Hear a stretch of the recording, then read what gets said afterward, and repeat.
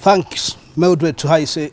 On the Labour grounds tonight, I'm with none other than the coordinator of CSBAG, Julius Mukunda. Julius Mukunda, thanks for joining me on the Labour grounds. Thank you. It's an interactive news segment where we discuss issues that affect the people. Okay.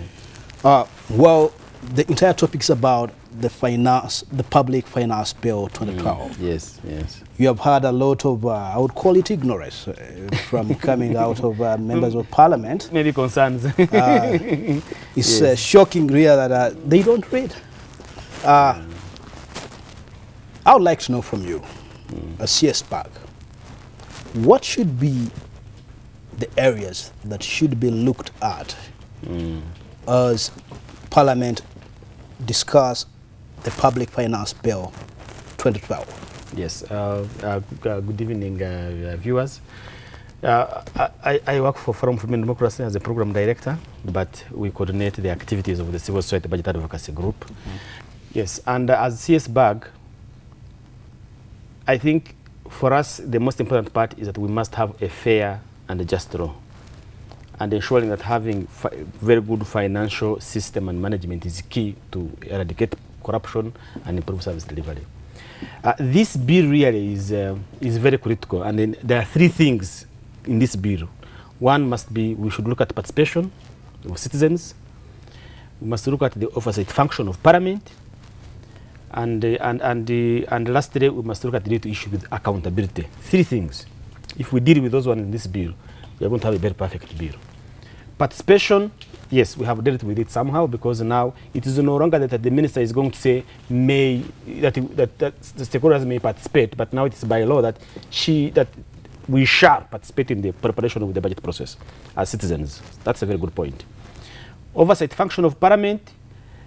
The bill, when it came in 2012, Parliament actually had been out, completely been thrown out.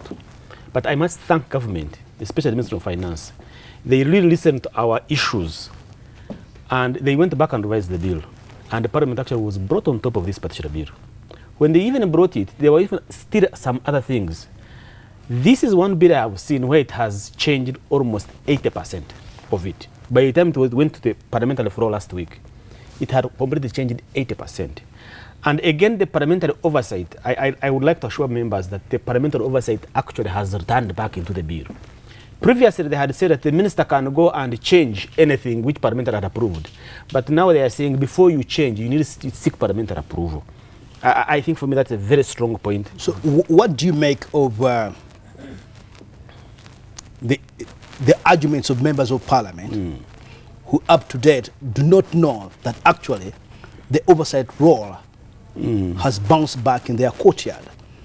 I think it's a question of trying to read the whole bill. The bill is not 100% perfect. Let us assure Ugandans, it's not 100% perfect. We can say, but what we have currently is good enough for us to move on.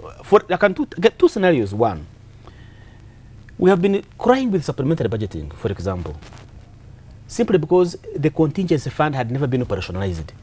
But now, MPs are going to appropriate a contingency fund where supplement is going to come from. We said there was the Charter of Fiscal Responsibility whereby government in the power comes and say, in the next 5 years, I will do 1, 2, 3.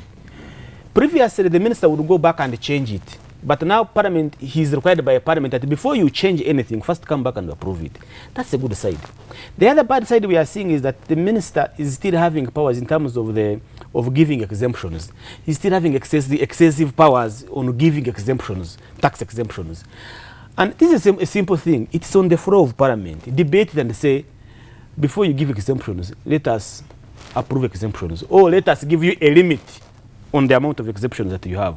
So these things are debatable, and I would encourage members of Parliament that if you really take time to read this bill, I think you can make a very good input out of it. Well, Julius, I do understand that monitoring public expenditures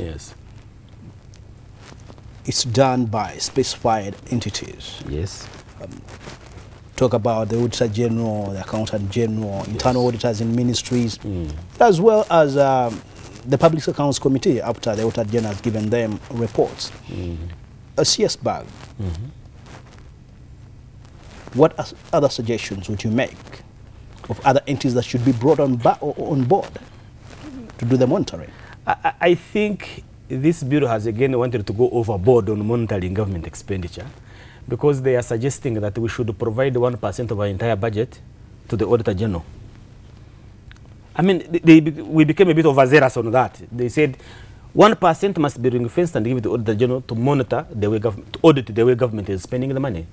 And I think that's being overzealous. Two reasons. One, what if he needs more than 1%? That's it. But the other part is that you are making the oversight function of Parliament to appropriate resources useless, because the Auditor General will not even make a budget, because already it has been done in the Public Finance Bureau.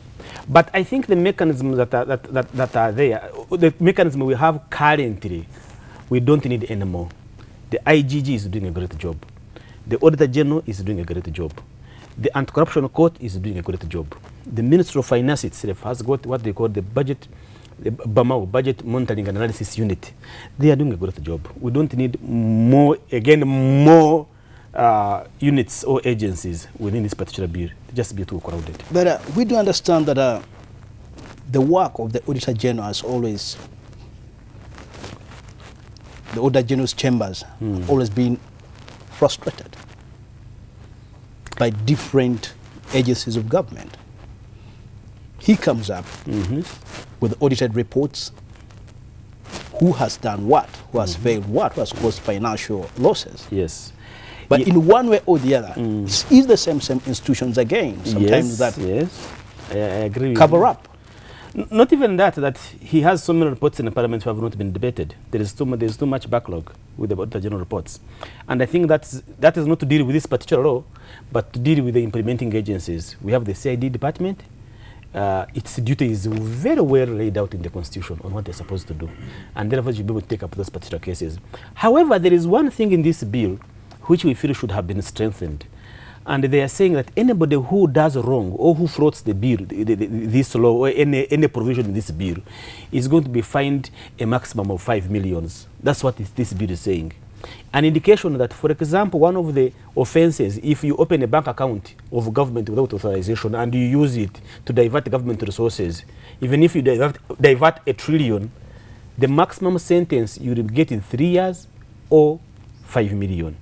So we find that is not stringent enough, and we are telling members of Parliament, when you reach at that particular clause, for example, ensure that you give it the maximum 10 years or even $1 billion, and also return back the money that you stole. And we have seen this case of Kashaka, the former Secretary of Ministry of Public Service.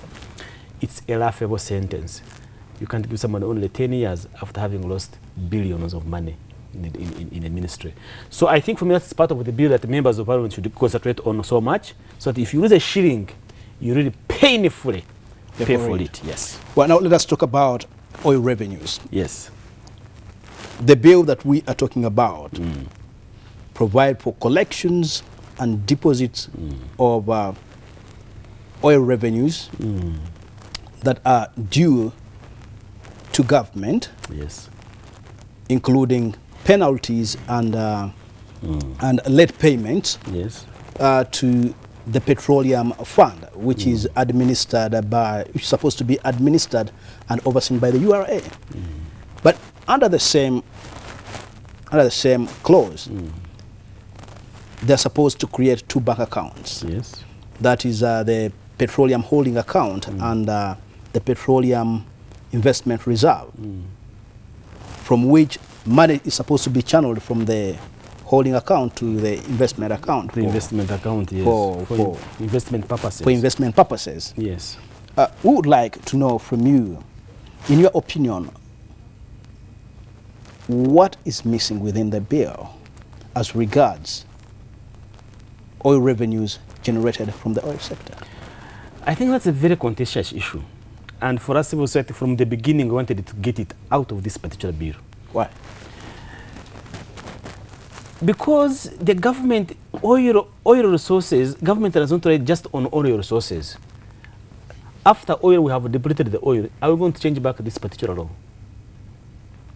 That was our whole question. The oil business, after they told us after 15 years, it's just going to be out. Are we going to change this particular law? So So, but anyway, others say it is a revenue from government, we must have it in a consolidated fund, and all those sorts of problems.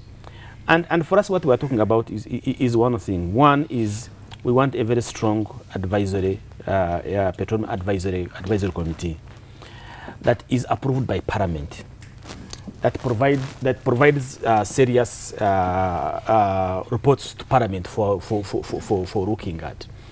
And above all, one thing that we want is that this bill says that we should not spend money on the current expenditure, which means that the current generation is not likely to benefit from it because they are thinking about infrastructure, huge dams, and the rest.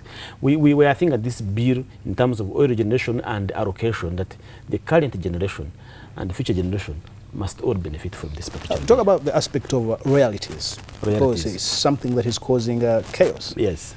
In regions where oil has been found. We understand that government seems not willing to give up royalties to the regions where oil has been found. I think it's from the experience that royalties have taken the biggest percentage of the revenue that we are collecting, and that I think this government is becoming a bit more stringent and prudent, that it should not be as much as people would want it, and I welcome that move. That these companies, yes, they are bringing in resources, they have invested a lot, but I think it's important that they should also realize that this is a resource for a country, which everybody should benefit from it. And I encourage the government to stick to its guns to ensure that the percentage of royalties still remains very low, so that at least a big amount of money remains here rather than going abroad. We have just had members of parliament expressing I could call it a high level of ignorance. Some of these things, they don't know them, yet the bill has been on the shelves of Parliament for now close to 3 years. And we do understand that civil society organizations have been working closely with Parliament. Yes. The situation reaching at this point, where were you? Where the MPs don't know what is embedded in the bill? I think the bill was at the committee stage, not for the whole Parliament. And actually, we have made for them a Bible, which they can use. It's just small, key important clauses you can look at in the bill. And they can access this one from our website. It's just 14 clauses you should be discussing for. And even more, we haven't interpreted for them clause by clause. And we are supplying this information to them on the email list. Please let them look at the email list. Something from Civil Society by the Advocacy group. It helps them to understand exactly what this bill is all about. And we look upon them to the most important part. Let this bill be passed. But are you disappointed with what you have just heard? No, we not much, but I know it's a concern, but we know we'll get there. By next week, everybody will be knowing what this bill is all about. I can show you about it. Well, Julius, I think we need to set you free because time is not our best ally. Yes. But we thank you for squeezing for us time out of your busy schedule and come and join the level ground where we discuss issues that affect the people. And as Parliament starts discussing these controversial issues, public finance bill 2012, we shall have you again on the set to share with us some of the experiences. So for now, I can say that we bring this interactive news segment to the end. Let us go in for the commercial break. When we return, my colleagues in Studio A will be proceeding with the normal programming.